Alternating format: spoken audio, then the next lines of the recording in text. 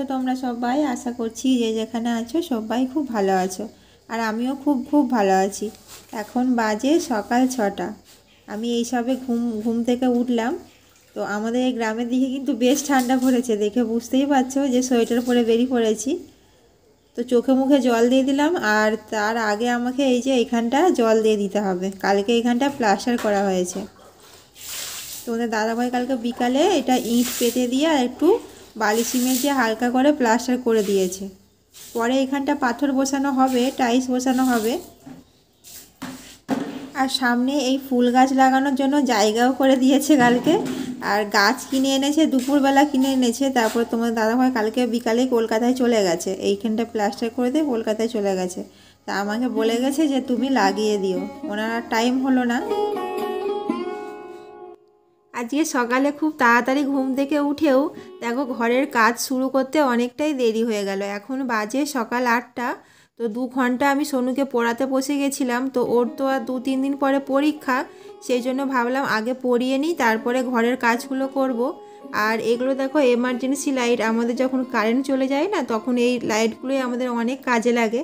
আর এই গ্রামের দিকে বারবার কারেন্ট চলে যেতে থাকে, রাতের দিকে চলে গেলে না খুবই অসুবিধায় পড়তে হয়, তখন এই লাইটগুলো জ্বালিয়ে কাজ করি। আর ওই টেবিলটা ওই ঘরে ছিল জানো তো, আজকে এই ঘরে নিয়ে আসলাম।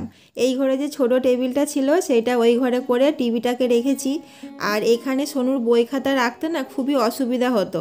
একটা ছোট টেবিলে বই খাতা আর আমাদের যাবতীয় জিনিসপত্রগুলো, তো আর তো ঘরে সেই রকম ফার্নিচার নেই ওই টেবিলের মধ্যে সব কিছু রাখা হয়। সেই জন্য বড় টেবিলটা আমি এই ঘরে নিয়ে চলে আসলাম, আর ছোট টেবিলটা ওই ঘরে করে দিয়েছি। ওর উপরে টিভিটা শুধু বসানো আছে ওই ঘরে।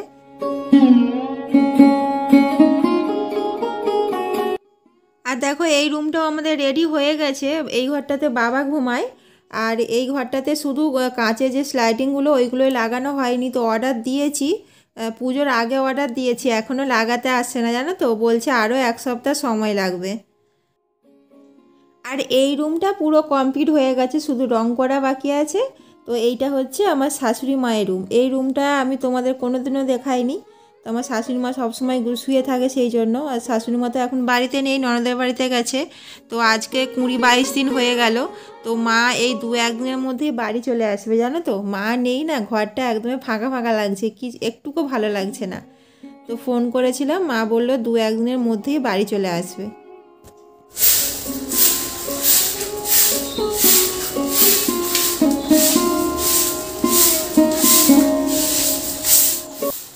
আর এই সামনেটা দেখো এখনও পর্যন্ত মাটি আছে। তোমাদের দাদাভাইয়ের আর টাইম হলো না, এবারেই তাই 3-4 দিন হয়ে গেছে ছিল বাড়িতে, ওই দিকটা টাইম হয়েছে, ইট পেতে প্লাস্টার করে দিয়ে গেছে। তো বলছে এই পরের বারে এসে এই সামনেটা ইট পেতে দেবো। আর যেই দিকটা সবজি গাছ আছে ওই দিকটা আমরা সবজিই চাষ করব, ওই দিকটা কোনোদিনও প্লাস্টার করব না। আর চারধারে যে দেখতে পাচ্ছ মানে পাঁচিল দিয়ে ঘিরে দেব। আর কি বলো তো, চারধারে ফাঁকা তো, ওই কুকুর বিড়াল সারাদিন ঢুকে শুয়ে থাকে বারান্দার মধ্যে।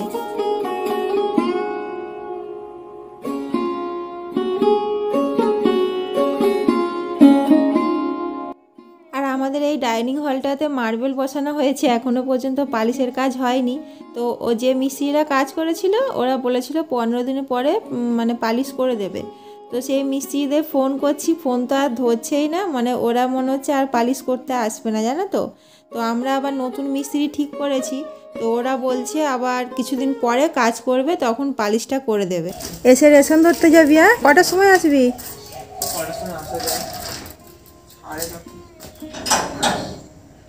এখন থেকে আরম্ভ হয়ে গেছে রেশন দেওয়া। গেটটা লাগিয়ে দিয়ে যা। সোনু সকালে 2 ঘন্টা বাড়িতে পড়ে এখন দেখো ও টিউশন যাচ্ছে। ও আস্তে আস্তে 10টা 10:30 বেজে যাবে। তারপরে আজকে আমাদের রেশন দিবে জানো তো। ওকে বললাম যে পড়া হয়ে গেলে চলে আসবি, রেশন ধরতে যেতে হবে। এখন দেখো গাছগুলোকে লাগিয়ে দিচ্ছি। আর তোমাদের দাদাভাই দেখো এই ধারগুলো ইঁট দিয়ে এইরকম করে মানে কোনা কোনা কোনা করে ডিজাইন করে দিয়েছে, যে ফুল গাছ লাগাবে, ফুল গাছ লাগলে দেখতে ভালো লাগবে। আর তোমাদের দাদাভাইয়ের বা আমার গাছ লাগাতে তো খুবই ভালো লাগে, তোমাদের আগেই বলেছি। তো তোমার দাদাভাই কালকে টাইম হলে না গাছগুলো লাগিয়ে দিয়ে যেত, কিন্তু এইদিকে কাজ করতে করতে এই যে এখানটা প্লাস্টার করছিল, এখানে কাজ করতে করতে অনেকটাই সন্ধে হয়ে গেছে। তো ওই জন্য বলছে যে তুমি লাগিয়ে দেবে। আমি যখন কলকাতায় ছিলাম তখনও সেখানেওতেও গাছ লাগাতাম, সেখানে বেশি জায়গা ছিল না, ওই টুকটাক ছাদে লাগাতাম বা আমার যে ঘরের বক্স জানলা ছিল বক্স জানলার মধ্যে টবে করে লাগাতাম। এই শীতকালে যেসব ফুল গাছগুলো, শীতকালে তো অনেক রকমের ফুল গাছ হয়, মানে ফুল হয়, বিশেষ করে এই গাঁদা গাছ, চন্দ্রমল্লিকা, এইসব গাছগুলো ভালো ফুল হয়।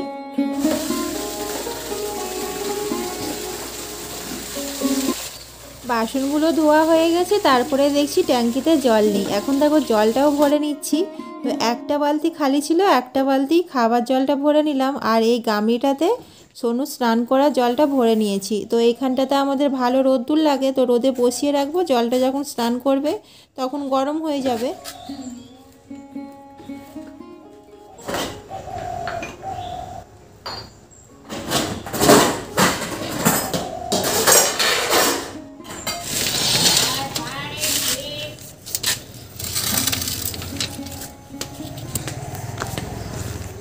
এদিকে আসো, একটা গোল দাও, একটা লম্বা দাও। লম্বাটা আমাদের এই গ্রামের দিকে রোজ কিন্তু রুটি বিক্রি করতে আসে না, তো সপ্তাহে হয়তো 2 দিন কি 3 দিন আসে। তো মুদিখানার দোকানেও পাওয়া যায় না, জানো তো।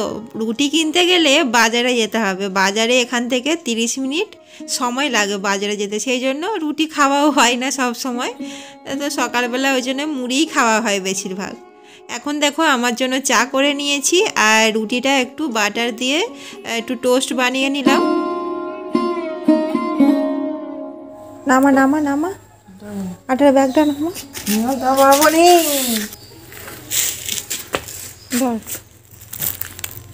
হ্যান্ডটা নামিয়ে দে।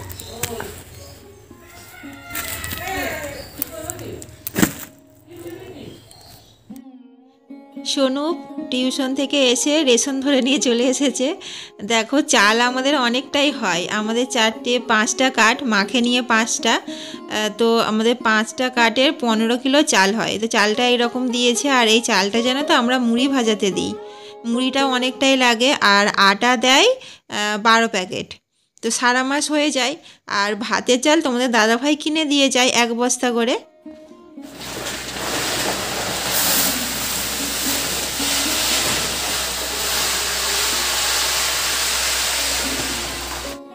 এই বড় বড় ডাম দেখো আমি 3টে করেছি, একটাই ভাতের চাল থাকে, একটাই রেশনের চাল, আর একটাই আটা ভর্তি করে রেখে দিই। তো রেশনের চাল আমাদের মুড়ি ভাজানো হয়, আর আমাদের বাড়িতে যে লক্ষ্মী পুজো হয় ব্রাহ্মণদের চাল দিতে হয়, তো 4টে বৃহস্পতিবার এই চালই দেওয়া হয়, রেশনের চাল। আর যে সাহায্যের জন্য অনেকে চাইতে আসে না, তখন এই চাল থেকেই আমি দিয়ে দিই। বাসনগুলো জল ঝরে গেছে, দেখো নিয়ে জায়গা মতো গুছিয়ে রেখে দিচ্ছি। আর আজকে আমাদের এখানে গোপাল ঠাকুর পুজো হচ্ছে। তো আমাদের আগের মাসে যা কার্তিক মাসে সারা মাস নাম কীর্তন হলো, বাড়িতে আসতো নাম কীর্তন করতে, সেই গোপাল ঠাকুর নিয়ে এসে আজকে পুজো হচ্ছে। তো আজকে আমাদের সব এখানে নিরামিষ খাবার দাবার। দেখো আজকে সকাল সকাল ভাত বসিয়ে দিয়েছি, আজকে সব সেদ্ধ ভাত করব। মানে এই সিম সেদ্ধ দিয়ে দেবো, কচু সেদ্ধ, বেগুন সেদ্ধ,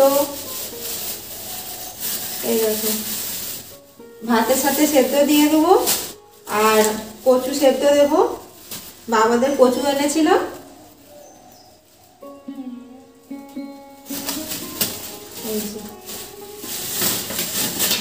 কচু সেদ্ধ দেবো, আলু সেদ্ধ দেবো, আর বেগুন সেদ্ধ, আর একটু কুমড়ো সেদ্ধ দিয়ে দেবো। আর আজকে তো আমাদের নিরামিষ, 3 দিন নিরামিষই খেতে হবে। তো আমাদের এখানে গোপাল ঠাকুর পুজো হচ্ছে বললাম না, তো সেই জন্য ভাবলাম যে নিরামিষ সব সেদ্ধ ভাতই করে নিই। আর এইরকম সেদ্ধ ভাত খেতে এক একদিন খুব খেতে ভালোই লাগে, তো গরম গরম খেলে ভালো লাগে। আজকে আর গরম গরম মনে হয় খাওয়া হবে না, তো ভাত করে আগে ঠাকুরের কাছে যাব পুজো দেখতে, তারপরে এসে ভাত খাবো। আর আলুগুলো দেখো খোসা শুদ্ধই সেদ্ধ দিয়ে দেবো, আর কচুগুলো একটু ছাড়িয়ে দেবো।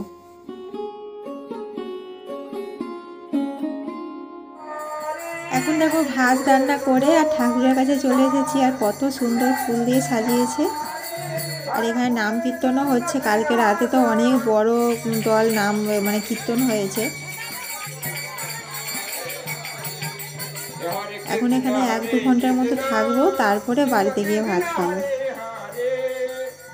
আর এই নাম কীর্তনগুলো শুনতে না আমার তো খুবই ভালো লাগে। চলো আজকের ব্লগটা এই পর্যন্তই। সবাই ভালো থেকো, সুস্থ থেকো। আজকের মতো টাটা।